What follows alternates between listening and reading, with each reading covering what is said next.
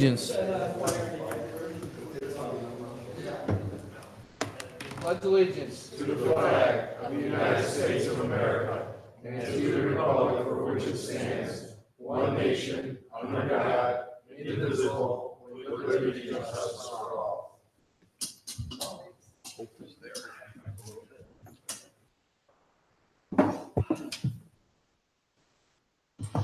Roll call. Mayor Delaquila. Here. Director of Law Pignatello. Here. Director of Finance Herwick. Here. Councilman at Large Elliott. Here. Councilwoman at Large Kelly. Councilwoman at Large Stager. Here. Ward 1 Councilman Biassiata. Here. Ward 2 Councilman Martin. Ward 3 Councilman Snitsky. Here. Ward 4 Councilman Greenwald. Here. Director of Public Service and Properties Johnson. Building Commissioner Vitardi. Here. Engineer Collins. Here. If there's no division in question, I'd like to move that we excuse Councilwoman Kelly and Councilman Martin. Do I have a second? Second. Roll call. Elliott. Yes. Stager. Yes. Greenwald. Yes. Snitsky. Yes. Biassiata. Yes. Councilwoman Kelly and Councilman Martin have been excused. Council is now open to the audience on legislation only. Okay. Moving on to ordinances and resolutions. Ordinance 69, 2019. Mr. President, Councilman. I move that we suspend the rules under the charter and read ordinance 69-2019 by title only for its first and final reading. Second motion. I'd like to note for the record, this is being passed on emergency because the baseball season's a couple weeks away, and the volunteers that are going to save us a ton of money are in place to start working on this tomorrow. Any further comments? Roll call. Elliott. Yes. Stager. Yes. Greenwald. Yes. Snitsky. Yes. Biassiata. Yes. Ordinance number 69, 2019, introduced by Mayor Delaquila and councilpersons Biassiata, Kelly, Elliott, Stager, Martin, Snitsky, and Greenwald. An ordinance authorizing and directing the mayor to enter into an agreement on behalf of the city of Seven Hills, Ohio, with Fence Warehouse of Cleveland, Ohio, for installation of fencing with appurtenances at the Calvin Park Ball Fields, appropriating an amount not to exceed $12,914.38 for said services, repealing ordinance number 61, 2019, passed by council April 16, 2019, and declaring an emergency. We have a further motion. Mr. President, Councilman. I move that we pass ordinance 69-2019. Second motion. Any comments? Roll call. Elliott. Yes. Stager. Yes. Greenwald. Yes. Snitsky. Yes. Biassiata. Yes. Ordinance 69, 2019 is passed. Moving on to ordinance 70, 2019. Mr. President, Councilwoman. I move that we suspend the rules under the charter and read ordinance number 70-2019 by title only for its first and final reading. I second. I'd like to state for the record, a reason for the emergency is we have a new hire in our finance department, and this is granting that new hire portal access so that employee can do their job. Any further comments? Roll call, please. Elliott. Yes. Stager. Yes. Greenwald. Yes. Snitsky. Yes. Biassiata. Yes. Ordinance number 70, 2019, introduced by Mayor Delaquila and councilpersons Biassiata, Kelly, Elliott, Stager, Martin, Snitsky, and Greenwald. An ordinance authorizing and directing the mayor to enter into a Rita Tax Authority portal member agreement on behalf of the city of Seven Hills, Ohio, with the Regional Income Tax Agency of Brecksville, Ohio, in order to access their computer application services that's provided to member municipalities and declaring an emergency. For the Mis- motion, Mr. President, Councilwoman. I move that we pass ordinance number 70-2019. I second. Any comments? Roll call. Elliott. Yes. Stager. Yes. Greenwald. Yes. Snitsky. Yes. Biassiata. Yes. Ordinance 70, 2019 is passed. Council is now open to the audience. First row, second row.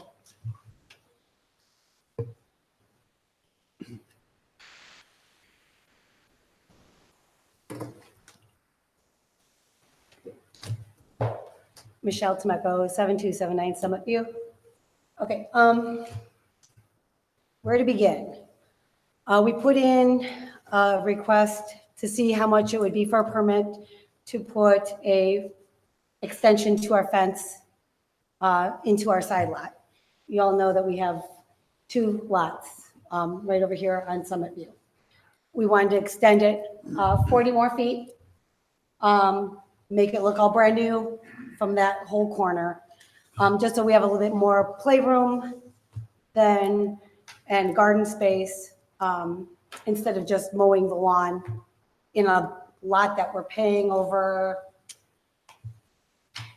Sorry, hold on one second. We're paying over $2,000 every year for the sewer assessment tax on top of our lot for frontage. We were turned down because it was stated that somewhere states that you're not allowed to put a fence on an empty lot. But I was also told, beginning of it, I don't see a problem with it, that I'd have to speak with, he'd have to speak with the law department. So in the meantime, while I was waiting for them to respond back to me about this whole thing, I went and called 811 to have them mark where, if there was any utilities. Because as it states here in the Cuyahoga County assessment, that it's set up for gas, electric, and sewer.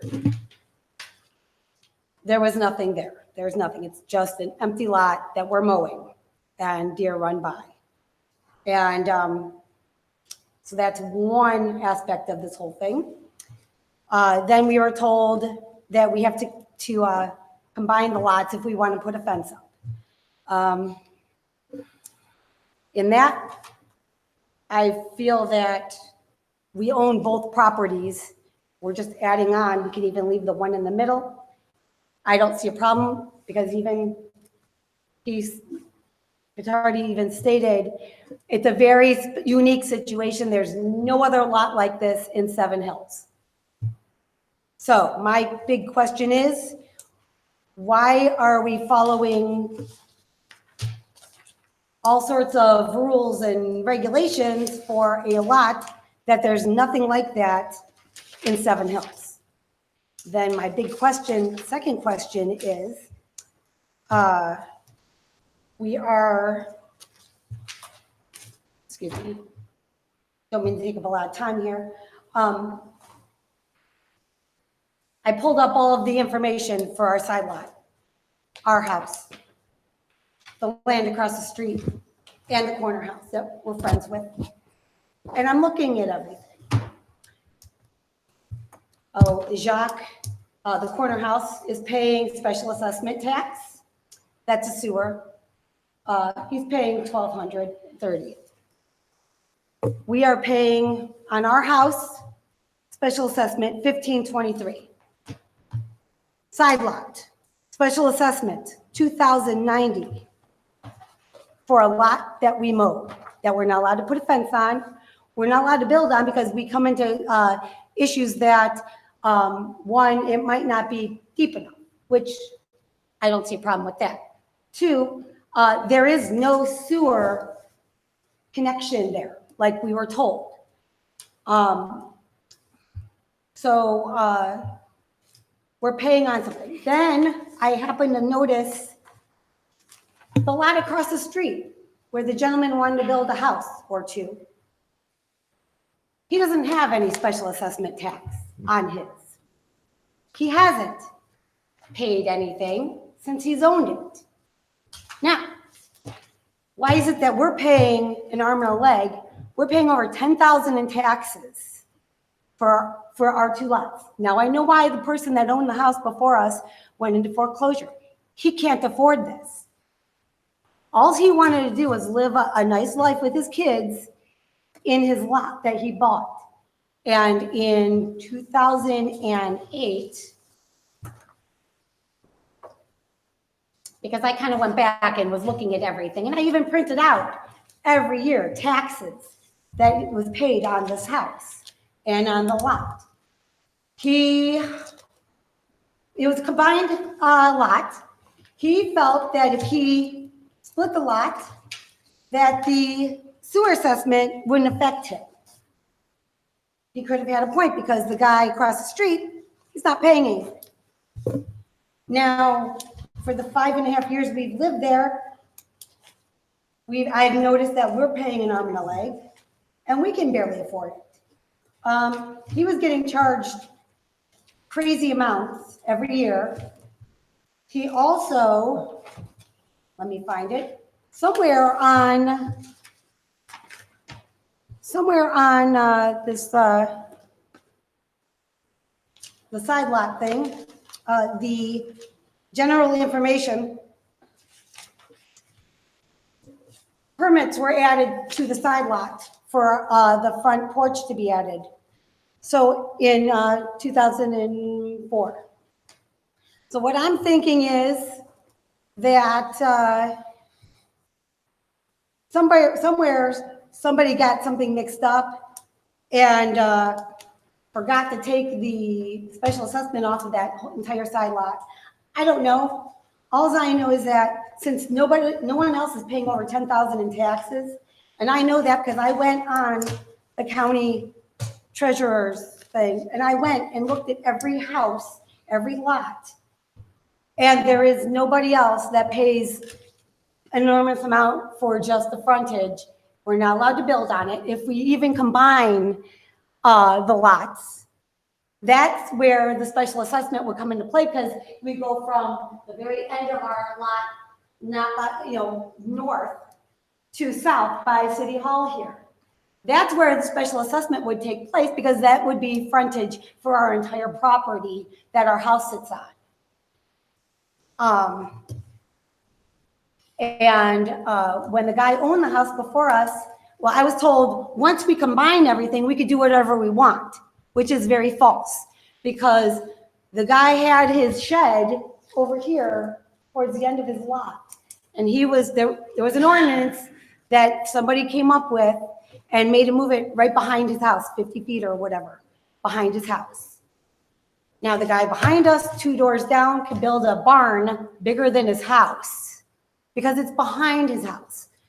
All we wanted to do was build 40 feet out of fencing just so we have more room to live, instead of just mowing grass and watching deer run by and setting up Halloween displays. Not allowed to put up any kind of chicken wire, can't put up any kind of thing. We watch people walk through there all the time. So my point is that I feel that we need to change something, because that's a property like no other in Seven Hills. And if we go to foreclosure because we can't afford $10,000 a year on top of living expenses for a house that we bought, this special assessment tax, we're well beyond pretty much how much the land is worth, just because they say that there was sewers running around there.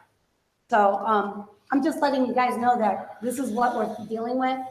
If anyone would like to look at any of this, I have it, because it's finally taking a toll on us, where I can't even build a garden in that side lot. So, thank you. Wait, Michelle? Yes. Wait a minute. Have you been to the zoning board with this to try to put the fence up? Did you No, talk to the zoning board? I went to the building department and wanted to know about a permit. And I said, I was told, ooh, I don't see a problem with it, but ooh, it's a very unique situation. There's no other house or lot like this in Seven Hills. Let me talk to the law department about this. Richard, where are we at? First of all, I'd like to commend this couple. They do decorate the side lot over there with Christmas lights and Halloween and so forth. And I'm not finding any issue with you. I really, nothing personal. I just, And we did research it as far as we could. There was a I don't know if you recall, but the 2 lots across the street, there was a gentleman wanted to build 2 houses on that lot, consolidate and have his in-laws move in with him. It was turned down by the zoning board. And I also researched back the fence that is there, and they've only been there 5 years. I don't know how long that fence has been there. But the one that's there is against the city ordinances because it infringes beyond the setback on the other side of the house forward, which is totally against our ordinances. I have no qualms about them going before the board and see if they could get a variance on it. But it is, and those are my words. It is a unique situation, but that's what the ordinance reads. I even went back to another building commissioner and asked about the ordinance, and that's the way that ordinance reads. Is you cannot. And we have another one coming up where someone put a play shed on a lot behind them that someone else owns it, and it's going to But be. we They- own both properties. That's why I don't I know, understand. and you also, ma'am, with all due respect, you did say to me too that you wanted to have it into 2 lots so that you could sell the lot. Well, not really sell it. So we have income, so we have something to retire with. You know, we're not going to build Well, on it. then- We're not going to sell it. It's ours. Then I misunderstood you. Yeah, But yeah. one of the girls in my office that No, I had it. mentioned that too, that was like that. And I feel for you. Right. I really do. We're not going to sell it. We're not going to, but we want that option. It's ours. If we want to The option is yours. pursue building on it, we should. Yeah. But see, this brings me back to this whole thing where the gentleman across the street has no special assessment. He Yeah. hasn't paid it. And if he hasn't paid it, why should we, for the last 5.5 years, and the gentleman before us, pay on a lot that is just sitting, that you honestly can't do anything with? Because every time, I know the guy, when I Okay. called today about the lot, I was told that he put in a few times to have it separated. And he was turned down a few times until finally he was approved for it to be separated. So this goes way back before we even lived there. But this is what gets me is that he's not paying anything on his special assessment. So that means to tell me that we should not be paying anything on Well, frontage. As all far right, as that. there's hold on.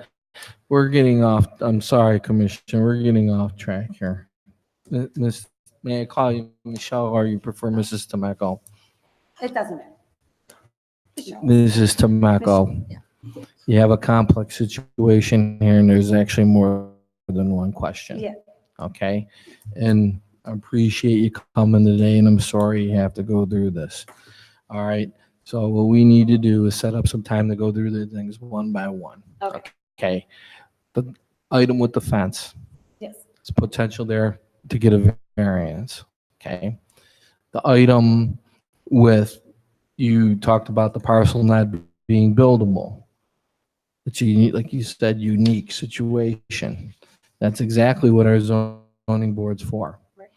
When you have a unique situation that prevents something from being built or contributing to the city that our codes don't meet, Right. and the project cannot go forward otherwise, Right. that is the pure definition of why a person could get a zoning variance. So that can be handled. There's Okay. two things that can be, there's a process for. Okay, now in terms of the tax, it's my understanding for the sewers and stuff, the definition of buildable needs to be looked at. We don't tax necessarily things that aren't buildable, but there's a specific engineering definition for that Law and Dan can help us with. So I know we got to kind of go, there's not a magic bullet here. Right. Well, I That's just gonna wanted to bring it answer- to your Well, I attention. see your, you know, I hate to see you upset. And I know, I'm sure the administration don't want to see you flustered as well.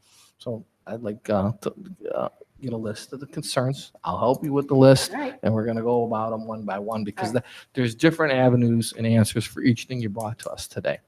But I appreciate That's why I you kind of, giving it was us, kind of like a complex, I- like boom, boom, boom. you It kind wanted of- to- One thing kind of you fell wanted into to build the another. pyramid and I get it. And we heard you loud and clear today. Mhm. And we're going to help in any way we can. I appreciate it. Thank you. Thank you very much.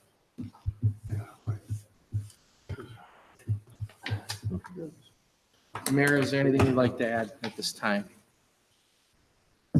No, other than if there's anything that my office can do to assist with this matter as well, we are receptive to whatever we can do to help. Law Director, is there anything that I may have missed? I'd be more than happy to help figure this out and see if she's been treated fairly and what we can do about some of the obvious things that could be corrected. Thank you. So, there you have. Third row. Okay. Council, we're going to move on to other business. Councilman Snitsky, Nothing at this time. Councilman sir. Greenwald, Nothing this evening. Councilman Stager, Nothing, thank you. Councilman Elliott, Nothing at this time. Commissioner Vitardi, Nothing at this time. Director Herwick, Engineer Collins, Nothing, thank you. Mayor Delaquila, No, sir. Director Picatello, and I have nothing. I motion to adjourn at 7:56. Do I have a second? Second. Roll call. Elliott, Yes. Stager. Yes. Greenwald. Yes. Snitsky. Yes. Biassiata. Yes, meeting's adjourned.